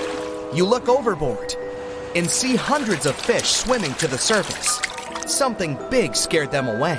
Something that comes straight from the depths. The next second, you notice big sparkling eyes and long tentacles reaching for the boat. It seems that one of the most terrible myths about the Bermuda Triangle turned out to be true. A huge squid dragging ships to the bottom. Stories about these squids appeared long before the emergence of the Bermuda Triangle myths. For centuries, sailors from Norway and Greenland told stories about a scary sea monster, the Kraken. In those stories, the Kraken broke the decks of ships with its giant tentacles and dragged them to the bottom. The approach of this creature is impossible to see since it's coming to you not from the side, but from below. But all these were just stories. Only in the 19th century, scientific evidence of the existing of these monsters appeared. A beak of an unknown squid was found on the coast of Denmark. The size of the find was about 3 inches in diameter, which is about the size of a human palm. Then, it became clear that the Kraken was real, and it's just one variety of giant squid. Since then, more than 21 species of giant squid have been described, but the first video with this monster was recorded in 2004 in the waters of North Atlantic, not far from the Bermuda Triangle. Marine biologists used a lure to draw the squid out of the depths. The huge monster was about 30 feet long, which is about half a subway car. It suddenly appeared out of the ocean darkness and quickly attacked the lure, squeezing it with its tentacles. After that, many cases of squid have been recorded on photos and video. Huge squids were washed up on the shore, swam past ships. According to some records, the largest monster ever found was 59 feet long and weighed almost a ton. This is the size of a big bus. Some scientists believe that giant squids can reach 150 feet in length, which is almost twice the size of a basketball court. But the big size is not enough to sink a ship. The first thing that helps squids do this is the surprise effect. Squids come from the depths, which mean they can be seen from the deck, but the monster can see a boat from afar. It has the biggest eyes in the world. One eye is about the size of a basketball. The eyesight of a giant squid allows them to see prey in the Black Sea depths and from a big distance. Most sea creatures on the planet can't see in such conditions. So, the squid notices your ship and decides that it's food. It quickly approaches the boat and attacks with its tentacles. The squid has 8 limbs and 2 extra longer tentacles the monster uses to bring food to the beak-shaped mouth. The others are covered with dozens of suction cups filled with sharp teeth. Nothing can escape if the squid grabs it. The squid wraps its tentacles around your boat. With the teeth on each arm, it bites the deck. 2 long tentacles can grab you while you're running around in panic. The squid can rock the ship from side to side until one of its parts sinks in the water. You fight off 2 long tentacles and fall off your feet. The squid's 8 arms are squeezing stronger. You can hear the boat's hull cracking. The squid is big, but still can't sink a large metal object. Possibly, it couldn't have sunk huge ships that disappeared in the Bermuda Triangle. You see how the squid swims away into the depths. You're lucky this time, but you definitely wouldn't handle 2 such monsters. The existence of giant squids was proven more than 150 years ago, but people still don't know anything about them. The fact is that they are some of the most elusive creatures on Earth. They swim fast, spending most of their time at depths of 1,300 to 3,000 feet. To descend there, people need sturdy submarines and bulky equipment that create a lot of noise. The squid will notice them much earlier and swim away. Scientists don't know anything about their behavior, social life, habits, or a distance they swim during the day. And most importantly, we don't know how many of them are hidden in the water. The ocean is only 5% explored. It's possible that millions of giant squids swim in the sea depths. Just imagine hundreds of giant tentacles reaching out to a group of ships sailing through the Bermuda Triangle. In the past centuries, they could easily sink an entire fleet, since the ships were made of wood and were lighter. Squids wrapped decks with their strong tentacles, made holes in the ship's bodies with their sharp beaks. Toothy suction cups could break the masts and tear the sails. The water was filling the holes and slowly rising to the deck. The ship sank in a matter of minutes. Survivors reached the shore and told everyone about huge monsters. This is how the legends of the Kraken appeared. Fortunately, now people have sonars and equipment for monitoring the sea space. You start the engine to swim to the shore and notice that about 30 tentacles are reaching out to you from the water. 3 giant squids squeeze the boat from all sides and pull it down. It looks like there's no way out. You look overboard and see black eyes looking right at you. At this moment, you find a solution. Squids spend their whole life in darkness and are afraid of the light. Fortunately, you have a signal rocket. You use it to scare the monsters away. Squids go back down into the water, but apparently not for long. You release a few more rockets into the ocean and scream in fear. The red light illuminates the sea darkness, and you see hundreds of moving tentacles. They quickly swim away from the fire to a safe distance. At full throttle, you're sailing to the shore and releasing all the signal fires into the water. You don't give the squids a chance to get close to you. Finally, you get to land, confident that you will never return to this place. The bad news is, these creatures swim not only in the Bermuda Triangle. People found giant squid in the oceans all over the world. Yeah, it's possible the giant squid is the main reason for the disappearance of ships, but this doesn't make the Bermuda Triangle a unique place. Boats and cargo ships disappear all over the Atlantic Ocean. The Triangle is not even included in the top 10 of such places. Also, this area is one of the most popular shipping routes of the Atlantic. And the more ships sail in one place, the more ships are lost. Many scientists believe the reason of the disappearances here is strong storms and hurricanes.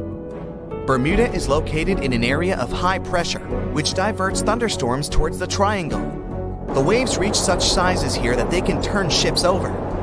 Thunder and frequent flashes of lightning disable planes. The Earth's magnetic field is weakened at the location of the triangle.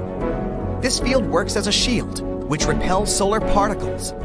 Here, solar radiation passes through the upper layers of the atmosphere and can negatively affect the electronics operation.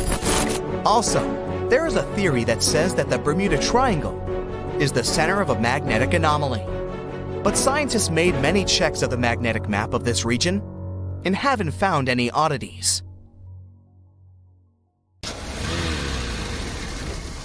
And now we're off to almost 5,000 years ago. Let me take you to ancient Egypt, where back in 2550 BC, guess what? The construction of the Great Pyramids of Giza started. People learned to build cathedrals and skyscrapers, but it wasn't until recently that these massive buildings appeared. It's still a mystery to even modern scientists how these pyramids were built 5,000 years ago. No wonder they are one of the 7 wonders of the ancient world. They're also the oldest of them and the only wonder of the ancient world that still exists in the 21st century. It must have taken a lot of cooperation to build a thing that massive, even for today's metrics. But the Giza pyramids weren't the first pyramids ever. The first one, called the Step Pyramid, was built around 80 years before the first pyramid of Giza in 2630 BC for King Djoser. It wasn't meant to be extraordinary, but ended up being quite impressive. It was a pyramid of 6 stepped layers of stone. It was 204 feet high, which is as tall as a 19-story building. And it was the tallest building that existed at that time. It wasn't just a pyramid though, it was surrounded by a whole complex of buildings, including even courtyards. In ancient Egypt, people believed in the afterlife, so everyone, especially kings, wanted to make sure they had everything they needed to get ready for it. Here's why the pyramid complex was perfectly supplied with a lot of objects people used every day. The complex included a pyramid and a kind of a palace. Those buildings had many things the king loved and might need one day, like furniture, food, and gold vessels.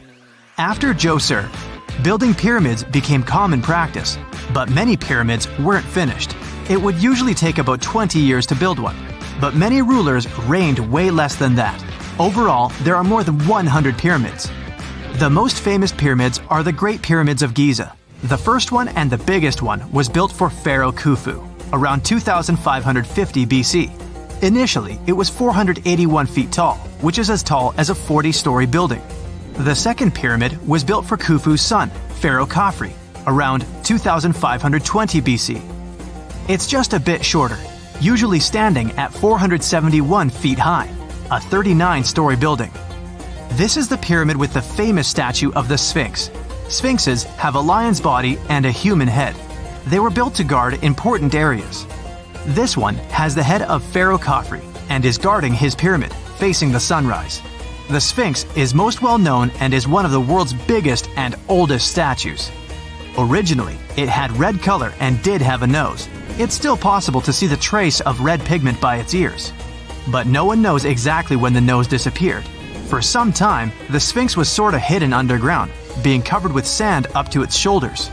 Luckily, in the early 1800s, an adventurer with a team of 160 people dug it out. The third pyramid of Giza is the smallest one, being more than twice shorter. Originally, it was 218 feet high, about the height of a 20-story building. Built in 2490 BC, it was a pyramid for Khafre's son, Menkaure. The pyramids are designed to align with the points of the compass, and their sides symbolize the rays of the sun. But back at the time, there were no compasses. Ancient Egyptians figured out the directions themselves, and with amazing precision. To align the pyramids, they used two constellations.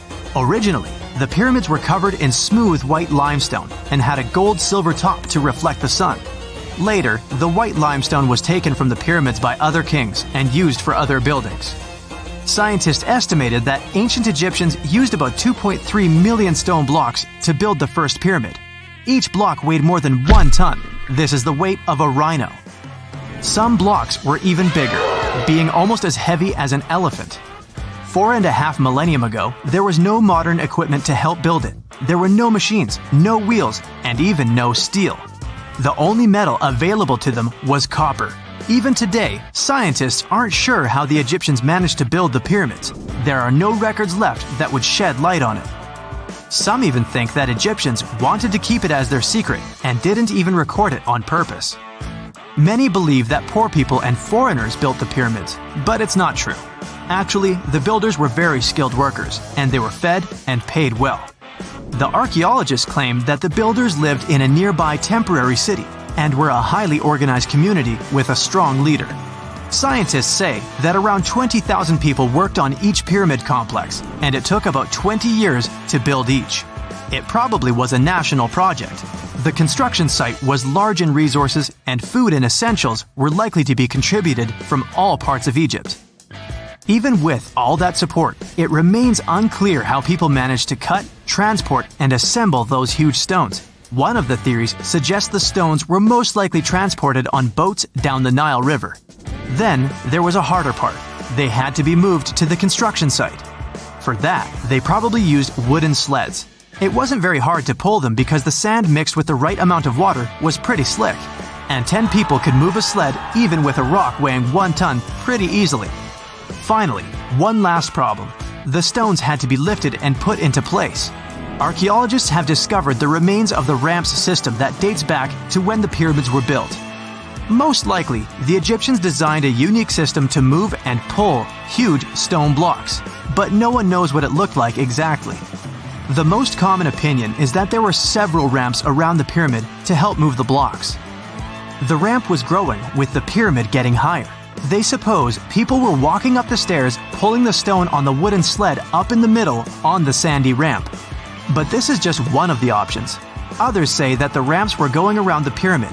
Some say the ramps were inside the pyramid, but we'll never know for sure, and it'll forever remain a mystery, just like the ancient Egyptians wanted. Surprisingly, there's not much inside the pyramids. Most of it is just solid stone with very little open space. But let's take a quick look inside the biggest of the pyramids of Giza.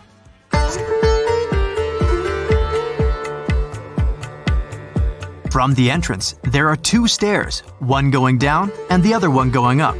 The descending one takes you to a chamber located underground. That's where the pharaohs are, but not in this pyramid because Khufu wanted to stay higher. The underground room is partly unfinished. The room with Khufu's sarcophagus is called the King's Chamber. It's upstairs and then through the tall and long Grand Gallery. Below the King's Chamber, there's a room called the Queen's Chamber. There are no queens though, and no one is sure why the room is called this. Unfortunately, none of these have any hieroglyphs on the wall. They're just bare. If you want to see them, you should go to the other rooms that are decorated. Those pieces of art are depictions of ancient Egypt's culture and daily life. The texts allow researchers to study their language and grammar. Sadly, the treasures that once were here in the pyramid are long stolen. From that room, there are several tunnels for an unknown purpose. There are many tunnels and passages inside the pyramids. There are many chambers and shafts and secret ways. Scientists have been sending little robots with cameras there for some decades already. And the robots did discover another chamber a bit upstairs with hieroglyphs on the walls. But even today, much of the pyramids is still unknown, and there's no so-called building plan of the pyramids. Egyptians did create a mystery no one can crack for 4,500 years already. Scientists recently started to X-ray the pyramid to learn what's inside it without entering it and its narrow, mysterious tunnels. Ships and planes disappearing without a trace. Passengers never seen or heard from again. Reports of strange lights in the sky. No, these aren't scenes from an upcoming Hollywood blockbuster, but some of the strange occurrences reported for over a century in an area ominously dubbed the Graveyard of Lake Ontario, also referred to as Canada's Bermuda Triangle, or the Marysburg Vortex. It stretches across a portion of Lake Ontario from Kingston to Prince Edward County in Canada, and down to Oswego, New York in the US.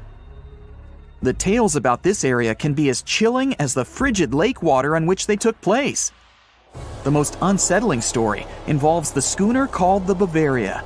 It was 1889, and the ship was being towed across the lake. Rough waters severed the tow rope, and the Bavaria floated away. Luckily, the schooner was later found safe and fully intact. But there was one thing missing: the crew. Not a single person was found on board. What makes the story even more bizarre is that the dinner table was set. A loaf of bread was discovered, freshly baked, and the captain's money and his papers were fully accounted for. There was even a pet canary happily chirping away, as if nothing was amiss. What happened to the crew? We may never know. And this was not a unique incident. Just over a decade later, in 1900, 3 ships, the Annie Minnis, the Picton, and the Acacia, were sailing across the lake. But only 2 would make it to their final destination. The third one, the Picton, was speeding ahead of the others when it simply vanished. According to a cook on the Annie Minnis, we were well out into the lake and making good time when all of a sudden we saw the Picton's topsails coming off, and then her lower sails settled, and then, while we stood and watched, the Picton just disappeared. It's possible that the ship sank, as there was some wreckage later seen in the water, but the ship itself was never found, and none of its crew ever located. A few weeks later, a bottle with a note inside was discovered in Sackett's Harbor, New York. The note was from Captain Sidley of the Picton. "Have lashed Vesey to me with heaving line, so that we will be found together." Vesey was the captain's 12-year-old son. The note creates more questions than answers. If the witnesses were correct, the ship's disappearance was quite quick. When did Captain Sidley know he was in danger? Why not signal for help if he had any warning? And when did he have time to write a note, bottle it, and tie himself to his son? It truly is a mystery. And it was not just ships that ran afoul of the strange forces in the area. Planes also struggled to make it through in one piece. In 1975, Ron Scott flew out from the Picton Airport in his Cessna 172. As he entered the Marysburg vortex, his plane banked to the side. For several seconds, he was unable to right the plane, but once he did, the same force banked him to the other side. Again, he was stuck there for a few seconds, unable to control his plane. A skilled pilot, he had never experienced anything like it before. He was certainly luckier than Royal Canadian Air Force pilot Barry Allen Newman.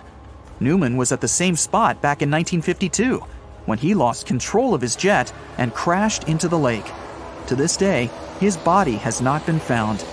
In total, over 270 ships and at least 40 planes have met a tragic end in this area.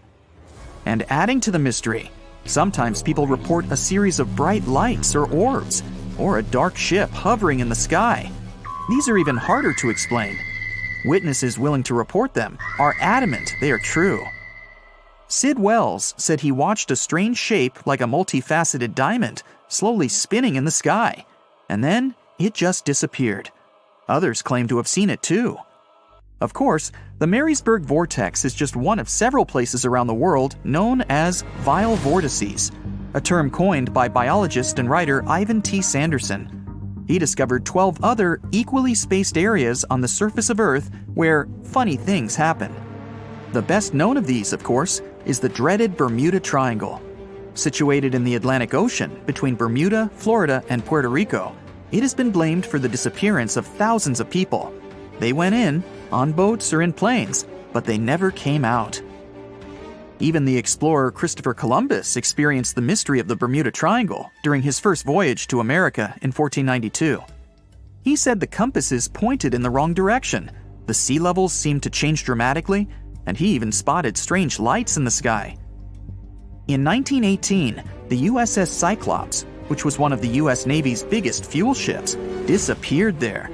Since the 309 crew members were declared lost at sea when the Cyclops vanished, it's seen as the largest loss of life in the history of the US Navy in a single incident. At the time, the weather was good. The one message sent that day from the ship indicated no issues or concerns, and a distress signal was never sent. A thorough naval investigation followed. Its conclusion? Many theories have been advanced, but none that satisfactorily accounts for the ship's disappearance. In other words, the investigators were stumped. There's also the Dragon's Triangle, located in the Pacific Ocean. The most disturbing story involves a group of Japanese vessels that disappeared in the 1950s. When researchers were sent to investigate what happened, they too disappeared. In each case, it's impossible to truly know what occurred, and it's easy to get caught up in stories of giant sea monsters lurking beneath the waves. Who doesn't like a good scare? And Sanderson was willing to accept the possibility of such stories being true. He believed the vile vortices that he studied could be explained by anything from a wrinkle in the space-time continuum to magnetic abnormalities to underwater people. Of course, Sanderson was not only a huge fan of strange places, he also wrote about strange creatures like Bigfoot and the Loch Ness Monster. His skills as an impartial scientist are questionable though. In 1948, he claimed that some three-toed footprints found at Clearwater Beach in Florida were proof of 15-foot-tall penguins, arguing that they were impossible to fake. In 1988, Tony Singerini revealed that he and his friend, attaching some cast-iron feet to his high-top sneakers, were behind the giant penguin hoax. So maybe Sanderson isn't the most reliable source after all, but there are also some very compelling and wholly natural explanations. Let's look specifically at the Marysburg vortex. It's entirely possible that ships like the Bavaria and the Picton were done in by a mix of bad luck and bad weather. Unsettled weather is certainly not uncommon on Lake Ontario, and flash storms on the open water can prove dangerous to the most skilled sailor. And even today, with advances in weather forecasting, we get it wrong all the time. Back then, there was no way to predict that a storm was just around the corner. And the weather was just one issue. Historian Mark Seguin said that the area was always known to be dangerous, as the lake bed quickly becomes shallow along the eastern shore. There are also small rocky islands and shoals scattered throughout the area, making sailing a risky venture, especially for larger vessels or those weighed down by heavy cargo. By the mid-20th century, modern weather forecasting and improved shipbuilding alleviated most of the hazards of the Great Lakes shipping, resulting in fewer losses. The last major shipwreck in any of the Great Lakes was that of the SS Edmund Fitzgerald, which sank off the coast of Lake Superior in 1975, with 29 crew members going down with it.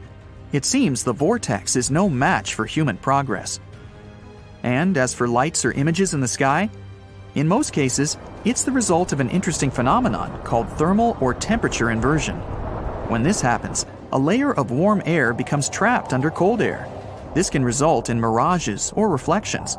So, a light on the ground that is miles away can be reflected in the sky, giving the impression of a flying object. Other parts of the mystery may be solved with a little time. Lake Ontario's freshwater and frigid temperatures help preserve the ships and planes that came to rest there. As divers and researchers continue to explore the area, maybe we'll finally learn the fate of the Bavaria, the Picton, Captain Sidley, and his son. In 1945, 5 TBF Avenger aircraft took flight for a routine training exercise around the Bermuda Triangle. In the middle of the exercise, the planes were struck by intense rain and heavy winds, despite the clear weather forecast. The pilots became extremely disoriented and radioed the base to report that their navigational equipment had stopped working. The last thing the base heard was, "When the first plane drops below 10 gallons, we'll all go down together," and then static. The 5 planes and their 14 crew members were never seen or heard from again. On his very first voyage to the New World in 1492, Christopher Columbus sailed through the Bermuda Triangle. Columbus reported that one night, when he was on the deck of the ship, he noticed a giant light appear in the distance, unlike anything he had ever seen before. Columbus looked at his compass for direction, and it gave off erratic readings. You might have noticed that the Bermuda Triangle doesn't appear on any world map. This is because official institutions refuse to acknowledge that the area actually exists. A popular theory suggests that rogue waves are responsible for the many disappearances. Rogue waves are called extreme storm waves by scientists. They occur when different weather patterns take place at the same time and cause large, unexpected waves. Witnesses say that the waves look like giant walls of water. These waves could explain why ships go down fast and without leaving any trace. The Bermuda Triangle is home to some pretty intense and unexpected weather. Storms build up quickly and unexpectedly, then disappear soon after. If you blink, you might miss it. This could explain why few distress signals are issued. Pilots and sailors never saw the weather coming. No one knows exactly how many ships and planes have disappeared in the Bermuda Triangle. The rough estimate is 50 ships and 20 planes. Most of the time, the disappearances had no explanation and no wreckage has ever been left behind. Another bizarre theory trying to solve the Bermuda Triangle mystery comes from Charlie Berlitz. He insists that the area is home to the lost city of Atlantis. The missing ships and planes and malfunctioning equipment, according to him, were all caused by rays of energy let out by the special energy crystals that power Atlantis. While this sounds silly, Berlitz's theory was convincing enough that over 20 million people bought his book worldwide. In the year 1800, a large sailing vessel called the USS Pickering departed from the U.S. on its way to the West Indies. The ship sailed into the Bermuda Triangle along with its 90-man crew and was never heard from again. The USS Pickering was the first ever confirmed ship to vanish in the Bermuda Triangle. It's believed that the ship was taken out by a storm, but because no wreckage was ever found, we'll never know for sure. When the TBF Avenger planes went missing, a massive search operation was conducted. Boats and planes searched the Bermuda Triangle for any signs of the aircraft. One of the boats searching was a PBM-5 Mariner airboat. The airboat took flight at 7:27 p.m. and called in a routine radio message 3 minutes later. Then, it was never heard from again. No trace was ever found of the rescue airboat or the 5 Avenger aircraft. An enormous investigation was launched into the disappearance of all these vehicles, but nothing was ever discovered. This particular area of the ocean is one of the most heavily traveled shipping routes in the world. Some skeptics believe that this fact solves the mystery. Statistically, the busier the area, the higher the frequency of accidents and disappearances. While this makes sense, it's not the frequency of disappearances that's responsible for the mystery of the Bermuda Triangle. It's the lack of explanation or wreckage found. On the ocean floor, decomposing organisms let off large concentrations of methane gas that gets trapped under the water. This gas can build up until, boom, it ruptures. The gas surges up to the surface and erupts. If a ship was in the area of one of these ruptures, the water would become much less dense and cause the ship to sink rapidly and without warning. Scientists believe this could be the cause of the many disappearances in the Bermuda Triangle. While this theory makes a lot of sense, it doesn't seem too likely. The U.S. Geological Survey has stated that no large releases of gas are believed to have occurred in this area for the past 15,000 years. The ocean floor is made of rocks containing a lot of magnetite. It's more like iron. Magnetic fields react to high concentrations of magnetite on the ocean floor, which may start a sort of conflict between the two. It can often lead to various weather anomalies and, as a result, navigation issues. And, naturally, any changes in the ocean floor or the Earth's magnetic fields influence the Bermuda Triangle a lot. Since the magnetic field is constantly moving, it might be also taking the Bermuda Triangle with it. Now that people know where the triangle is, it's easy to avoid it. It supposedly moves eastward together with the magnetic poles, but scientists still can't answer where exactly it will be in a couple of years. Some people blame all the disasters on the extraterrestrial paranormal activity. Others suppose it's all about raging natural phenomena. There's another triangle in Lake Michigan. Just like the one near Bermuda, the Michigan Triangle got its shady reputation for some disappearances. The first recorded one dates back to 1679. A large vessel, one of the largest of that time, set out on an expedition, yet once it got in the sinister triangle, it never came back. Much later, an aircraft disappeared in this triangle. The skies are usually very clear there, but back in 1883, some people witnessed abnormal things in the area. Some claim to have seen large blocks of ice falling from the skies, and the crew even managed to save one as hard proof. Meanwhile, the Pacific Ocean Mystery Area is another sinister triangle. Off the south coast of Japan, not far away from Tokyo, there's a sea where plenty of ships met their doom, disappearing without a trace in these waters. They call it the Devil's Triangle. Some scientists believe the cause of anomalies is the environmental changes. Also, there's a really high concentration of methane hydrates on the bottom of the ocean in the Pacific Triangle area. You're deviating from your original course and sailing in the wrong direction. There's the Caribbean Sea near the triangle, peppered with small islands. The seafloor here isn't deep. The ship can get in shallow waters. And now the ship is stuck on a shoal, and you have no idea where you are. If this were the 21st century, the ship's captain would be able to reach the shore using GPS and other modern navigation. But the most interesting thing is that the compass would work correctly this time, since the magnetic North Pole hasn't already coincided with the true one for a long time in the territory of the Bermuda Triangle. The agonic line is somewhere far away from here. There are no problems with navigation now, but for some reason, this is where ships disappear. In fact, not just here. Throughout the Atlantic Ocean, there are places where many more ships were gone. The Bermuda Triangle is not even in the top 10 of such places. One of the main reasons why many ships are lost here is that one of the most popular shipping routes in the Atlantic passes through the Bermuda Triangle. And the more ships in one place, the more shipwrecks. Simple probability. Then, it just starts getting weird. Other theories say that there's a space-time rift in this region. Ships and planes fall into this rift and end up in the past or the future. But for some reason, there's not a single proof of this myth. There's no reason to think that the rift is hidden somewhere here. The base of an extraterrestrial civilization is located in the Bermuda Triangle. Visitors from other galaxies steal sea vessels, along with the crew, so no one finds the wreckage of the ships. This is also a popular myth that has no scientific justification. The Kraken lives somewhere in the triangle. It's a huge squid that sinks ships and also is a legend that sailors tell each other. However, gigantic squids live in the depths of the ocean. They can grow to the size of half a train car, but no cases have ever been recorded where they sunk a large vessel. And in the area of the Bermuda Triangle, they have never ever been seen.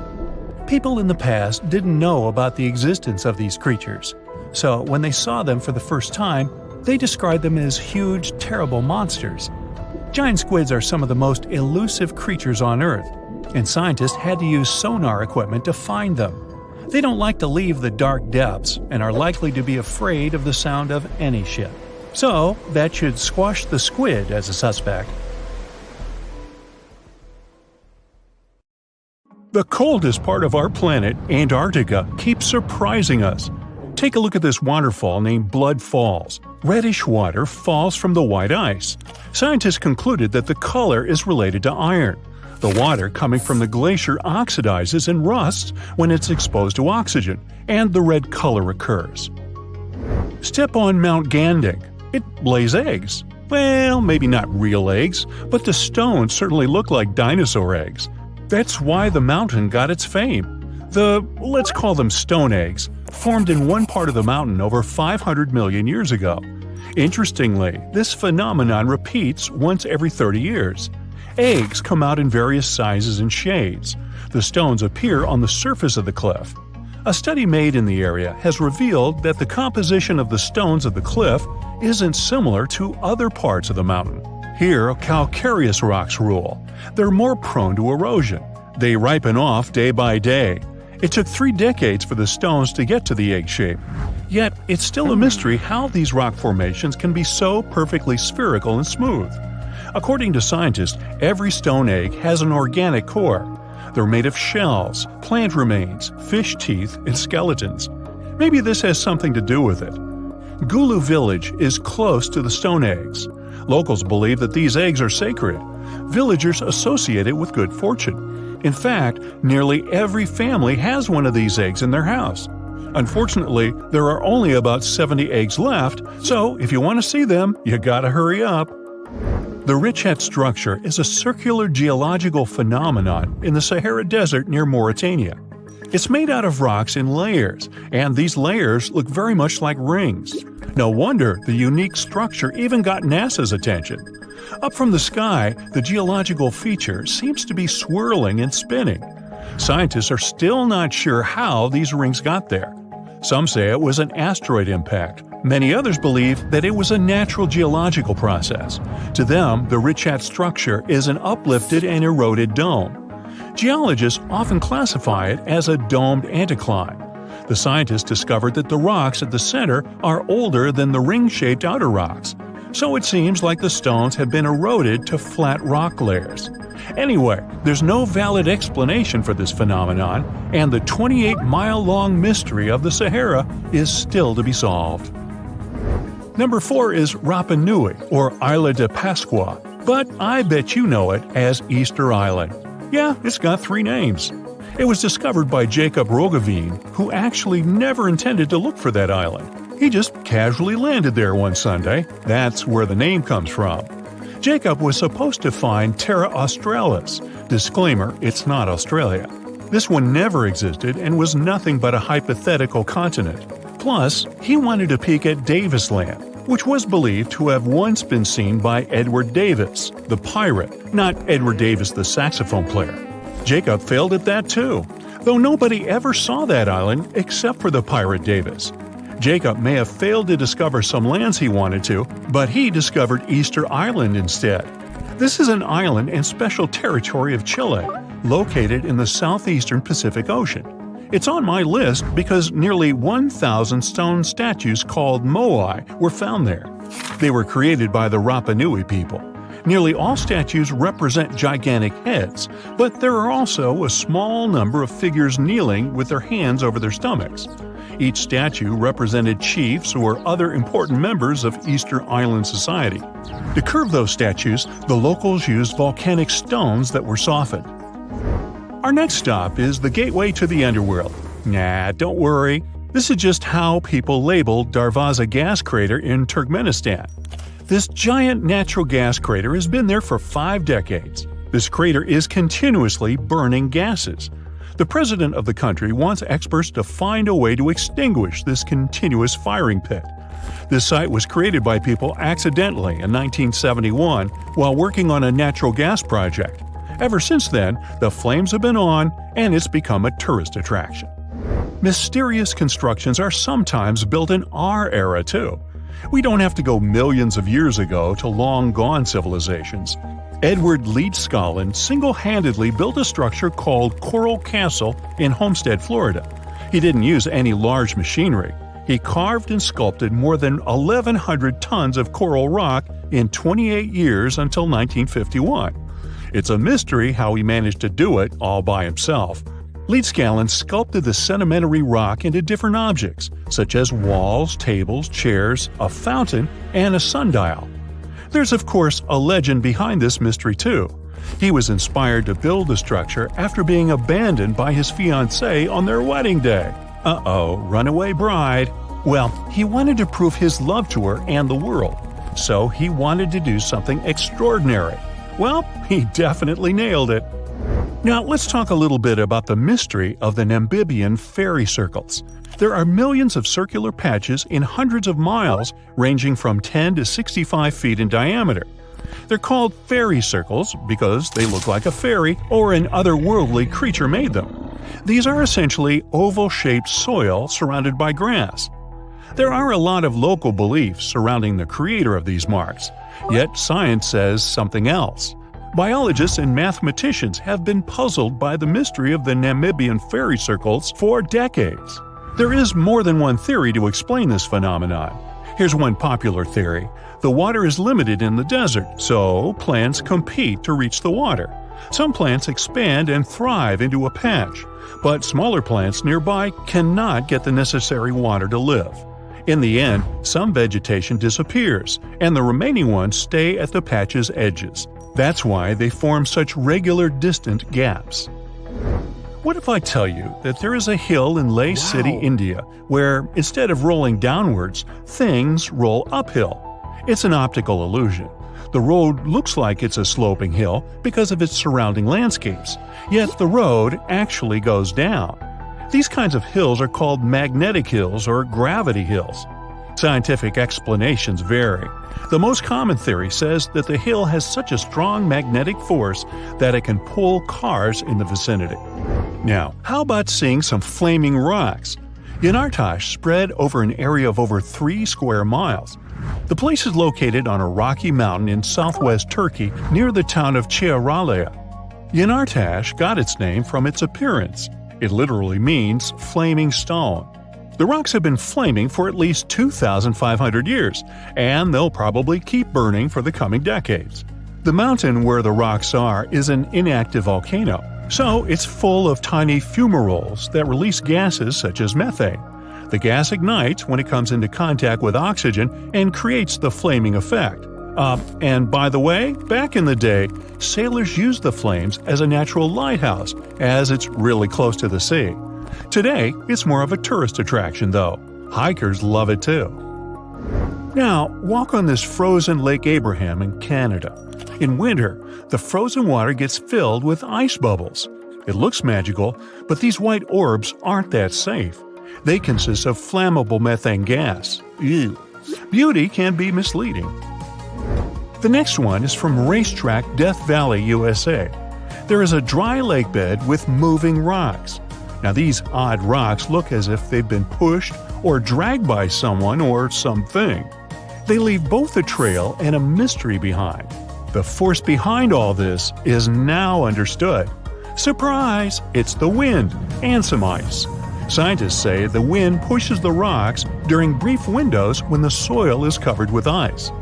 Now, I can't help but notice that many mysterious things on Earth involve stones or rocks, or methane. Which one of these phenomena is your favorite? That's it for today. So hey, if you pacified your curiosity, then give the video a like and share it with your friends. Or if you want more, just click on these videos and stay on the bright side. There's a heavy snowstorm. The cold penetrates his bones. His legs are almost knee-deep in snow. Experienced hunter Joe LaBelle makes his way through the forest, covering his face from the headwind. Any other person would have already fallen and screamed in despair, but not Joe LaBelle.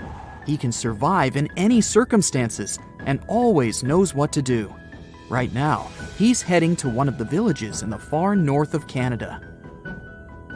This small settlement is located on Lake Anjikuni. The inhabitants of this village are Inuit, indigenous people of North America. Joe hasn't eaten or drunk for a long time. He needs a good sleep and a hot meal, which he hopes to get from the hospitable Inuits. Through trees and a white haze, he notices the silhouettes of tents. Smoke is coming from some houses. Joe will probably get there in time for lunch. He reaches the village, and at this moment, the wind calms down. The blizzard has ended. The hunter speeds up and goes toward the village, located along the frozen lake. It's strange, but there are no locals anywhere. Probably everyone is just sitting in their houses, waiting out the blizzard. "Hello!" Joe says loudly, but gets no response. Oh, great! Smoke is coming out of this tent. Joe knocks on the wall, but no one opens it. He knocks a few more times and goes inside. The little tent is empty.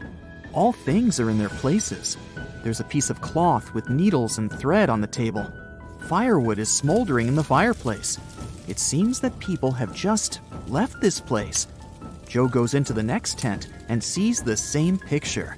All things are in their places, but there are no people. Joe walks past the tents and sees a pit where a bonfire once burned. There's a rope above it, with the meat that the Inuit were cooking hanging on it. For some reason, they didn't eat it. Lake Anjikuni is part of a chain of waterways. Here, the Inuits fished and traded various goods. Usually, there are many people here, but now something has forced them to leave their homes. Why did they leave their things behind? And where did they go? There are no tracks around the village. All the sleds are in place. The Inuits have even left their dogs here, and dogs help them to hunt and ride sleighs. No one will leave warm clothes and dogs here when moving away, especially in severe weather. Joe LaBelle knows all this, so he concludes that something terrible has happened here. His body is shaking, not from the cold, but from fear. After going around the entire settlement, he finds not a single soul. Terrified, he leaves the village, heads for the nearest telegraph pole, and sends a message to the police.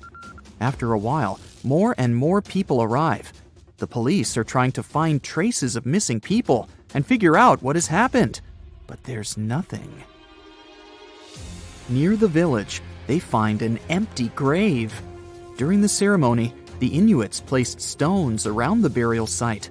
The rocks around the open pit lie untouched, which means it wasn't an animal that dug it up, but who or what needed it? About 30 people lived in the village, and they're all gone. Local residents from neighboring villages can't help, since they have no idea what has happened. The only thing that the police have noticed is unusual blue lights. In this area, the northern lights are a common phenomenon. People living here regularly see a glow in the starry sky. But the police have seen something else, pulsing blue lights.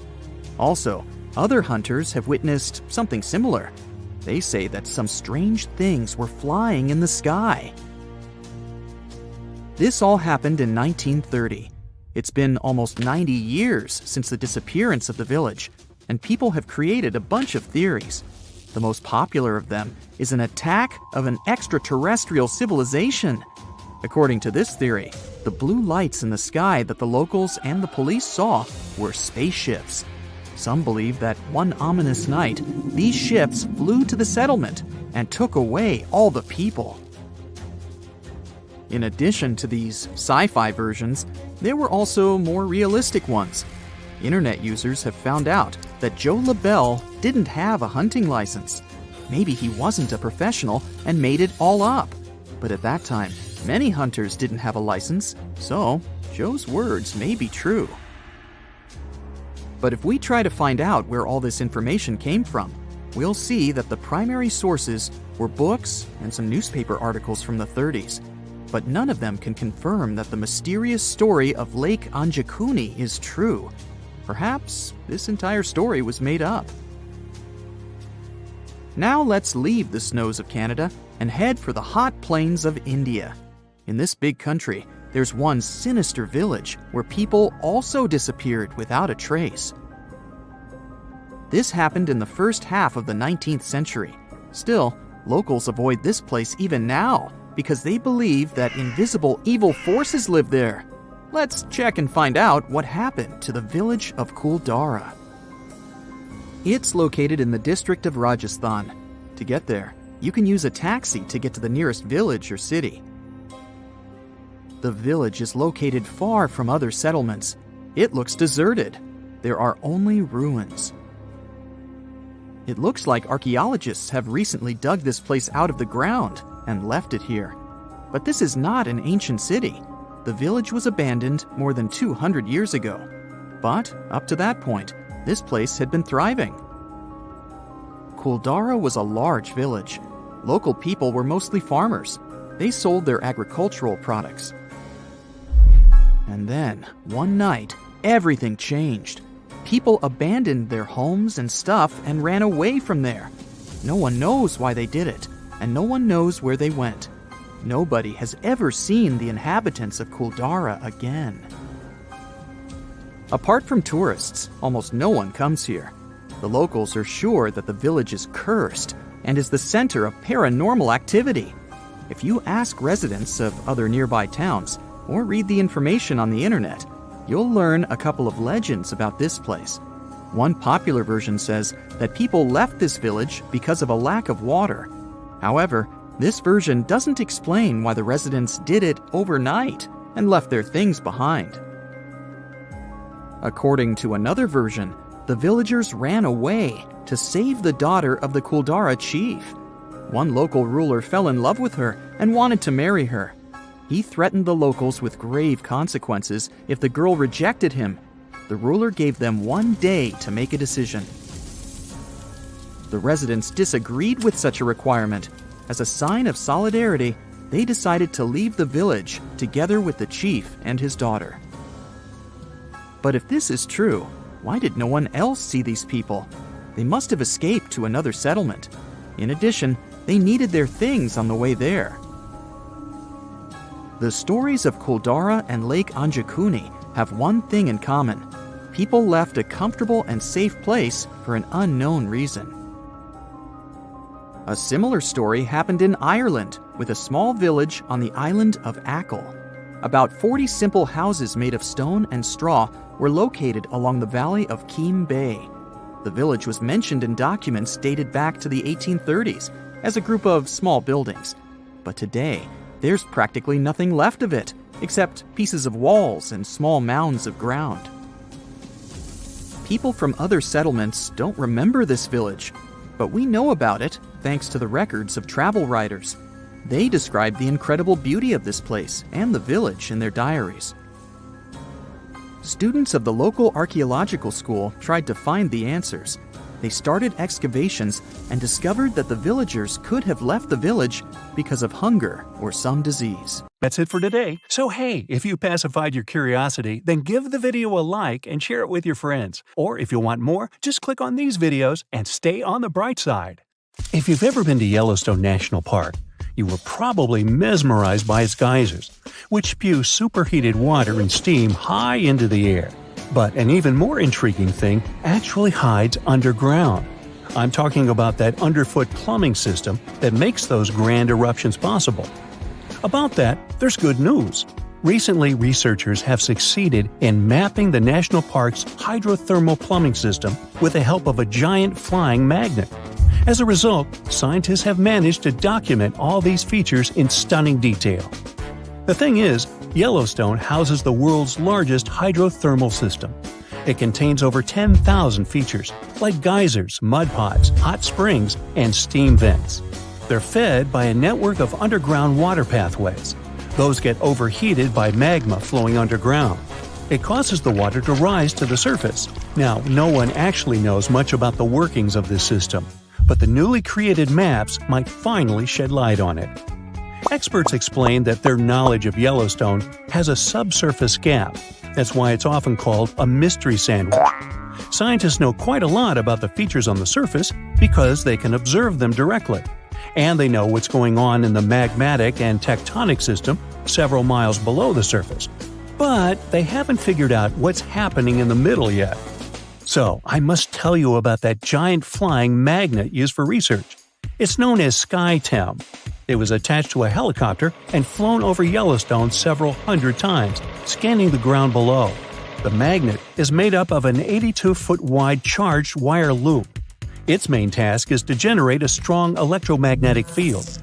And since different kinds of material, like water or rock, respond to this field differently, scientists managed to create a few subsurface maps for the first time ever. The mapping technique also allowed the researchers to differentiate between magma and bedrock, since they have a bit different magnetic properties. And the team got a chance to see how the magma and water interact and create those mind-blowing geological features on the surface. The team got high-resolution maps to a depth of around 500 and 2,300 feet, and low-resolution maps showing what's going on at a depth of up to 1.5 miles. At the same time, the researchers think that the hydrothermal system itself may stretch as far as 3 miles below the surface. If they're right, it means they've only mapped the top half of Yellowstone's plumbing system. Anyway, remember how I said that scientists know pretty much about the bottom part of the Yellowstone sandwich? They have such a good idea about the tectonic plates and deep fault lines because the park's frequent earthquakes provide them with a lot of opportunities to study different phenomena.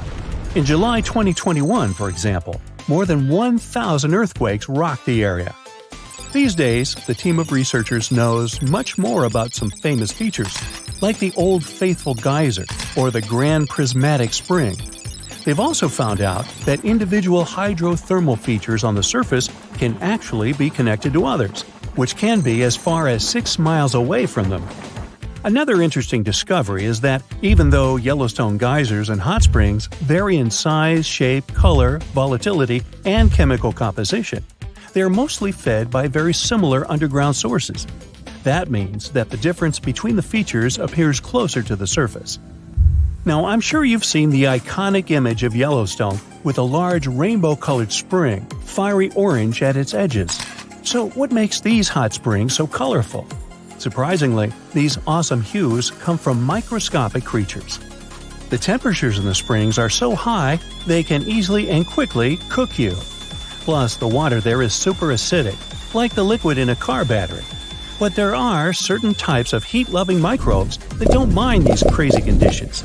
You can even say they're thriving there. So every ring of a different color is, in most cases, a ring inhabited by different bacteria. And each species is adapted to a particular temperature or pH level, which measures how acidic this or that environment is. For example, take the Grand Prismatic Spring, yes, the iconic one. Its rainbow hues likely hint at the diversity of microbes living there. So, starting from the center of the hot spring, you can see a beautiful aquamarine color there. That's where the water temperature is the highest, reaching 189 degrees Fahrenheit, because this area is right over the underground water source. The water there is too hot even for microbes. That's why what you see is mostly clear water. As for the reason for its blue color, it's the same as why the sky is blue. Sunlight hits the surface of the water and the light scatters, but the blue light scatters the most, getting reflected back to your eyes. Now, the next ring of color is yellow, all thanks to certain cyanobacteria. The temperature in this yellow ring reaches 165 degrees Fahrenheit. If the conditions in the hot spring were a bit different, these bacteria would create a blue-green hue, thanks to a green pigment called chlorophyll. But since the sunlight hitting the spring is too intense, the bacteria start producing another type of pigment. It's called carotenoids. And guess what? It acts as a sunscreen for the bacteria. And since this pigment is orange, the normally green bacteria get a yellowish hue. And finally, we've got that bright orange color closer to the edges of the prismatic spring. It's a bit cooler there, around 149 degrees Fahrenheit. In this part of the spring, you can find several types of bacteria. They all produce substances that give the spring this bright orange color. And finally, right at the edges of the spring, the temperature is cooler, around 131 degrees, and a greater variety of microbes can survive there. All of them combined give the edges of the spring that red-brown hue. But scientists believe that people and their activity may have influenced the colors of Yellowstone's hydrothermal features. For example, in the past, the temperatures in the Morning Glory pool used to be much higher than they are today. That's why its color was a deep blue. But trash has started to accumulate in the pool, and some of it clogged the vent. This caused the temperatures to drop, which led to microbial growth. As a result, that pretty blue color turned into orange-yellow. As for Yellowstone's geysers, the most famous one is called Old Faithful. It got this name at the end of the 19th century because of how regular its eruptions were. This geyser is more active than the others, erupting about 20 times a day. Each of these magnificent events lasts from 1 to 5 minutes, and the fountain of steaming water can reach a height of 180 feet. Now, while talking about Yellowstone National Park, we can't but mention Yellowstone supervolcano, right? Supervolcanoes appear when huge volumes of magma are trying to escape from deep underground. Eventually, they burst through Earth's surface. Sometimes all this magma gets stuck, unable to break through the planet's crust. And then, massive pools of pressurized magma gather at a depth of several miles.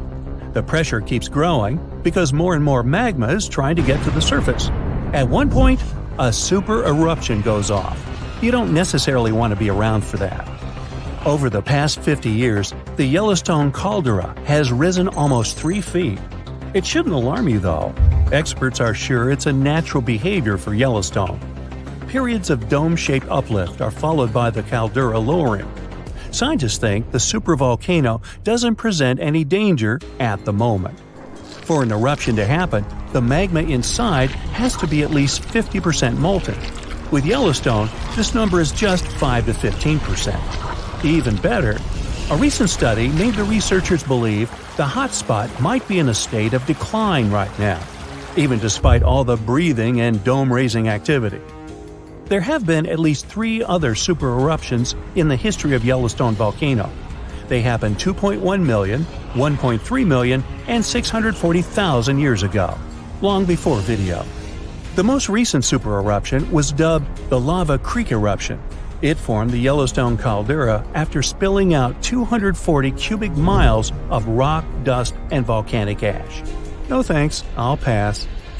That's it for today. So hey, if you pacified your curiosity, then give the video a like and share it with your friends. Or if you want more, just click on these videos and stay